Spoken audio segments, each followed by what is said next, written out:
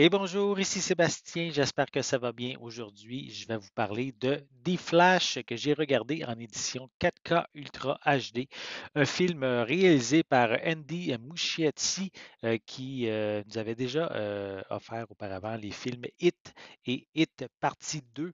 Donc ici, le film met évidemment en vedette Ezra Miller, également Sacha Calle, Michael Shannon et évidemment Michael Keaton, un film distribué par Warner Brothers et disponible depuis le 29 août 2023. Donc ici, en gros, c'est basée sur le comic book, l'histoire de Flashpoint.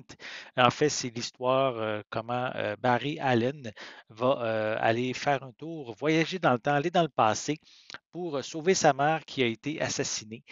Cependant, en modifiant le passé, Barry se retrouve dans une nouvelle ligne temporelle où les super-héros qu'il connaît n'existent pas et fera la rencontre de Supergirl et d'une nouvelle version de Batman qui devront faire face à Zod qui est de retour.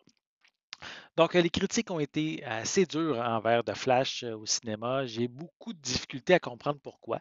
L'histoire est intéressante, divertissante, remplie de nostalgie et d'humour, notamment la scène à l'hôpital en début de film et en fait la scène d'hôpital où l'hôpital s'effondre et aussi les différents segments entre les deux Barry qui discutent ensemble, qui ont des interactions ensemble. C'est assez amusant de le voir aller, de les voir aller en fait. La plus grande référence aussi au passé est évidemment le retour de Batman de Michael Keaton, qui n'est pas seulement ici pour faire une apparition, hein, il est bien intégré au film, tout comme les raisons de la présence de Supergirl. On va retrouver plusieurs caméos, le fun à découvrir, je ne vais pas en dévoiler ici, sachant qu'il en existe même beaucoup d'autres qui ont même été coupés au montage final, mais ceux qui sont présents sont vraiment intéressants à découvrir. En général, j'ai trouvé les effets spéciaux bien réalisés, sauf lorsque les personnages sont dans le lieu où l'univers s'entrechoque, hein. C'est assez brouillon, je dirais, à ce moment-là. Difficile aussi de bien voir qu'est-ce qui se passe à l'écran. J'ai bien aimé aussi la performance de Ezra Miller qui personnifie les deux Barry Allen aux personnalités différentes. Michael Keaton est irréprochable sous les traits de Bruce Wayne Batman, tandis que Sacha Calle dans la peau de Supergirl a beaucoup de potentiel, mais son personnage n'est pas, je dirais, suffisamment exploité. J'aurais bien aimé qu'il puisse l'être davantage, peut-être même dans de la voir dans son propre film. Peut-être ça pourrait se concrétiser. J'aimerais bien. Visuellement, ce transfert en 4K est magnifique. L'image est d'une netteté exceptionnelle, des textures bien définies. Je dirais même qu'à certains moments, l'image est même trop précise. Qu'est-ce qui fait justement que les CGI, certains CGI douteux, sont encore plus évidents. Pour les pistes sonores, elles sont disponibles en anglais Dolby Atmos, français doublé au Québec et espagnol 5.1.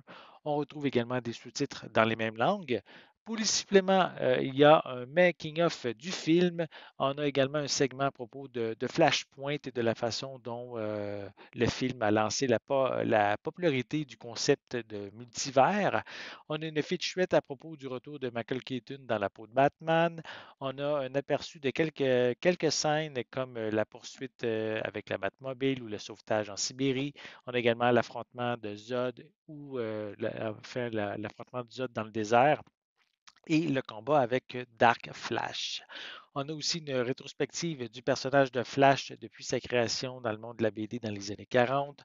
On en a une autre rétrospective dans le même genre pour le personnage de Supergirl. On a une série de scènes supprimées. On a aussi des Flash Escape, The Midnight Circus, qui ici est une série audio scénarisée originale en 6 parties, mettant en vedette Max Greenfield dans le rôle de Flash.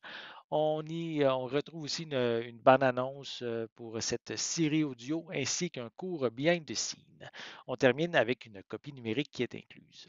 Encore une fois, The Flash est loin d'être une catastrophe. Le film n'est pas parfait, mais il est vraiment très agréable à regarder. L'histoire est bonne, les fans de nostalgie seront servis et le film sert en même temps de pont pour nous amener dans une direction différente du DCU qu'on a connu au cours des dernières années. De plus, Warner quelqu'un a pris le temps de proposer une excellente édition 4K afin de profiter au maximum du film à la maison.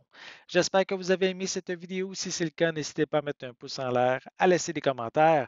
Dites-moi justement, avez-vous vu le film D-Flash? Est-ce que vous l'avez vraiment détesté ou comme moi, vous avez trouvé que c'est quand même un bon film?